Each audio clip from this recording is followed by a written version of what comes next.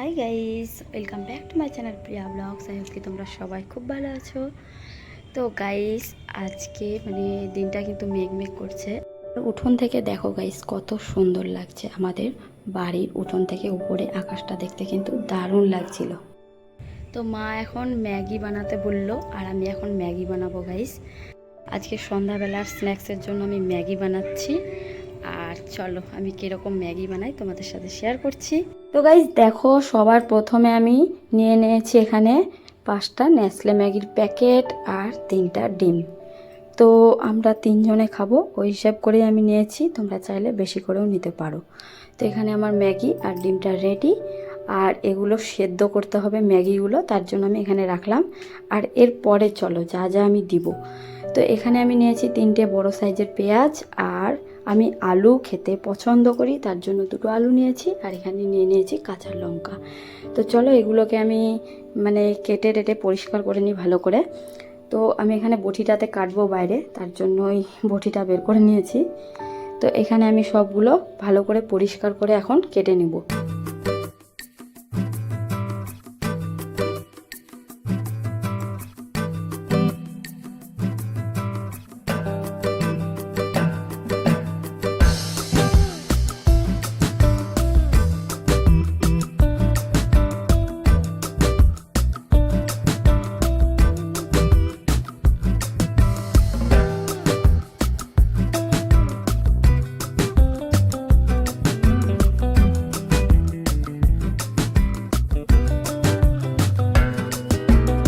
তো দেখো গাইস, এদিকে আমার এখন সব কিছু কাটা আর এদিকে ধুয়ে পরিষ্কার করা কমপ্লিট। তো পেঁয়াজগুলো আমি ধুয়ে কেটেছিলাম, আর আলুগুলো ভালো করে কেটে ধুয়ে নিলাম। তো যেগুলো ছোট ছোট করে কাটা আছে গাইস, ওগুলো হচ্ছে যখন ম্যাগি খাবো তখনকার জন্য, আর বাকিগুলো হচ্ছে ম্যাগি বানানোর জন্য। তো সব কিছু এখানে রেডি আমার। তারপরে যেটা হচ্ছে প্রথমে, ওটা হচ্ছে আমি দেখো এখানে একটা সসপ্যানে জল নিয়ে নিচ্ছি। তো যতখানি জল লাগবে আমার ম্যাগি সেদ্ধর জন্য ততখানি নিচ্ছি।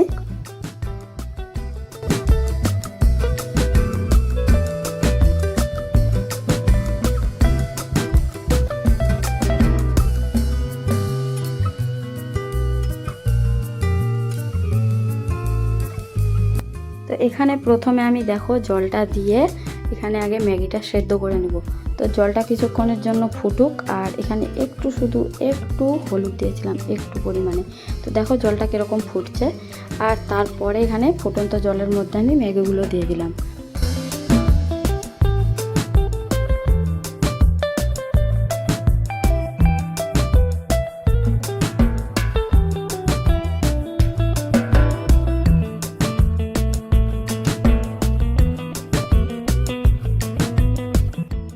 তো গাইস, এখানে আমি পুরোপুরিভাবে ম্যাগিটা সিদ্ধ করিনি, একটু কম কম আছে, ভাজলে পরে আবার নরম হয়ে যাবে, তার জন্য। পরে দেখো বেসিনের মধ্যে আমি একটা কাটা ঝুড়ি বাটি দিয়ে দিলাম। তারপরে ওখানে আমি এখন জল দিয়ে দিলাম, যাতে পাইপটা গলে না যায়।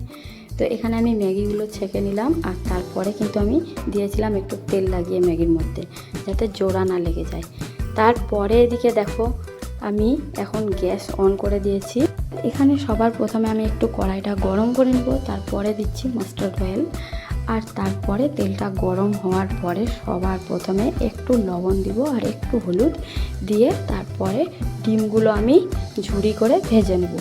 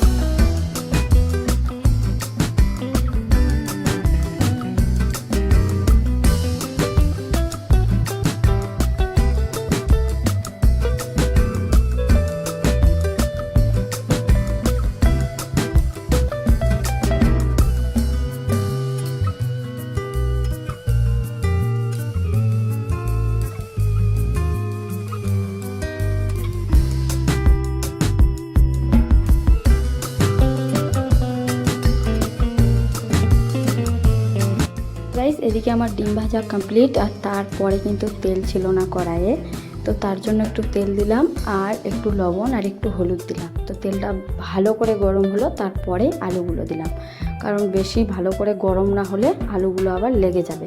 এখানে আমি আলুগুলো একটু নেড়ে চেড়ে তারপরে একটা থালা ঢেকে দিলাম, কারণ এখানে জল টল দিব না, একটু ঢাকলে পরে সিদ্ধ হয়ে যাবে। তো ঢাকা উঠিয়ে দেখো আলুগুলো কত সুন্দর ভাজা হয়ে গিয়েছে, আর ভাঙবেও না আলুগুলো জল না দিলে।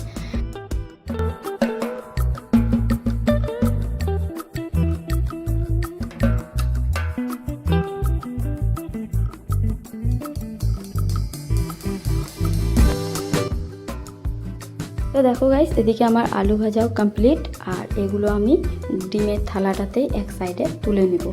তো আলুগুলো তুলে নেওয়ার পরে তারপরে এখানে মানে ম্যাগিটা আর পেঁয়াজটা ভাজার জন্য যতখানি তেল লাগবে আমি একেবারেই দিয়ে দিচ্ছি।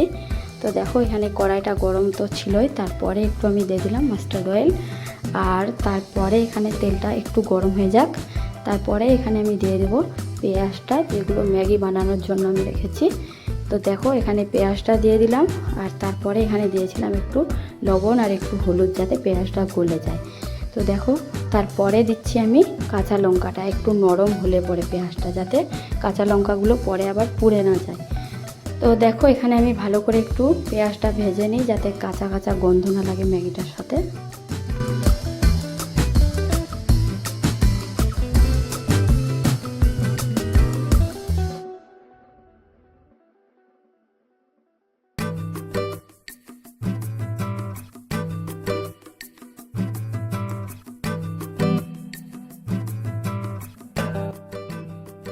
তো গাইস দেখো এদিকে কিন্তু আমার পেঁয়াজটাও ভাজা কমপ্লিট, আর আমি কিন্তু হালকা হিটে ভাজছিলাম পেঁয়াজটা, মানে ঢেকে রেখেছিলাম আবার একটু, কারণ যাতে একটু নরম হয়ে যায় পেঁয়াজটা। তো দেখো এদিকে আমার পেঁয়াজটা ভাজা কমপ্লিট, আর তারপরে এখন দিয়ে দিব সেদ্ধ করে রাখা ম্যাগিগুলো। তো দেখো আমি ম্যাগিগুলো দিয়ে দিলাম, আর এখানে লবণ আর হলুদ দিব পরিমাণ মতো যতটা লাগবে। তারপরে হালকা হালকা করে আস্তে আস্তে নাড়তে হবে, যাতে ভেঙে না যায়। তো দেখো আমি ঠিক করে এখন আস্তে আস্তে করে নেড়ে নিয়ে ভেজে নিব আগে ম্যাগিগুলো, তারপরে সব কিছু অ্যাড করব।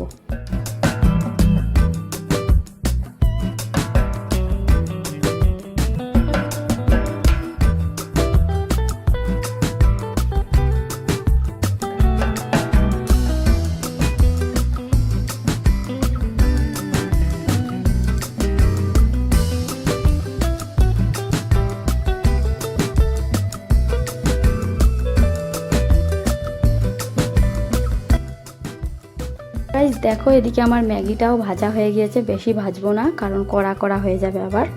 তো এদিকে আমার ম্যাগিটা ভাজা হয়ে গিয়েছে, তারপরে ম্যাগির সাথে যেগুলো মশলা ছিল ম্যাগি মশলা, তো সব কিছুই দিব এখন। তো দেখো ভালো করে এখন ভাজা হয়ে গিয়েছে, আর এরপরে এখন দিয়ে দিচ্ছি মশলাগুলো। তো আমি সাইডে কেটে রেখেছিলাম, আর সবগুলো মশলাই দিয়ে দিব, আর সব কিছুই প্রথমে আগে অ্যাড করে নিলাম, যেগুলো এক্সট্রা করে ভেজে রেখেছিলাম। তো ডিমটা আর আলুটা ভেজে রেখেছিলাম, ওগুলো দিয়ে নিলাম। তারপরে এখন মানে সব কিছুই ভালো করে ভাজা হয়ে গিয়েছে, তার জন্যই তাড়াতাড়ি মশলাটাও দিয়ে দিলাম। তো দেখো এখানে সব কিছু মশলা মানে 5টা প্যাকেট ছিল, তো 5টা প্যাকেট দিয়েছিলাম। আর তারপরে আমি দিয়েছিলাম ভেজে রাখা জিরের গুঁড়ো একটু পরিমাণে, একটু, যাতে একটু সেন্ট লাগে।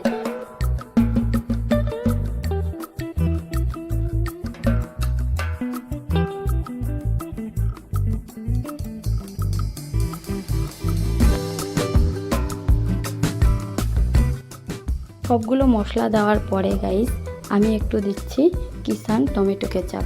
তো দেখো সসটা একটু দিয়ে নিলাম এখানে, যাতে একটু মানে মাখা মাখা টাইপ হয় ম্যাগি। তো আমাদের একটু সস কম ছিল, মানে সবাই আবার খাবো তার জন্য একটু দিলাম, না হলে আর একটু দিতাম। তো সব কিছু এখন দেখো ভালো করে মিক্স করে নিব, আর একটু ভেজে নিব।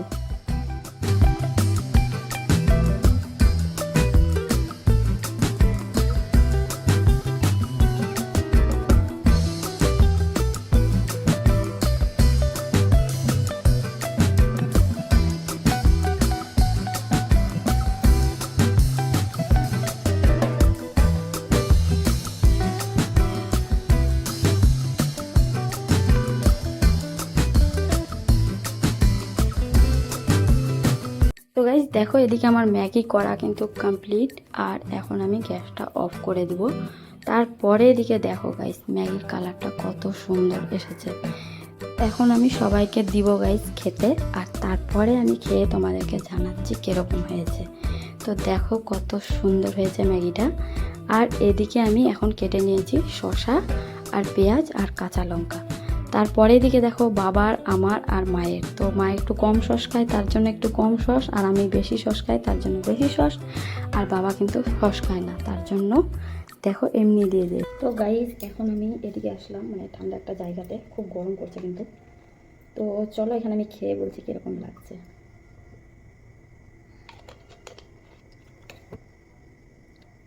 আমি একটু কিন্তু সসটা বেশি খাই, বেশি করে সস নিয়ে নিয়েছি। দারুণ হচ্ছে গাইজ, দারুণ।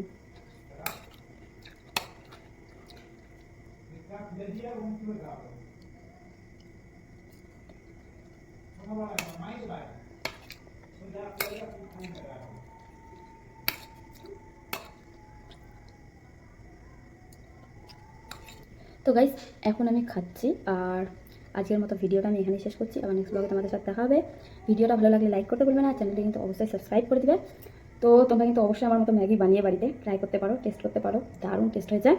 তো চলো আবার নেক্সট ব্লগে দেখা হচ্ছে। Bye, tata.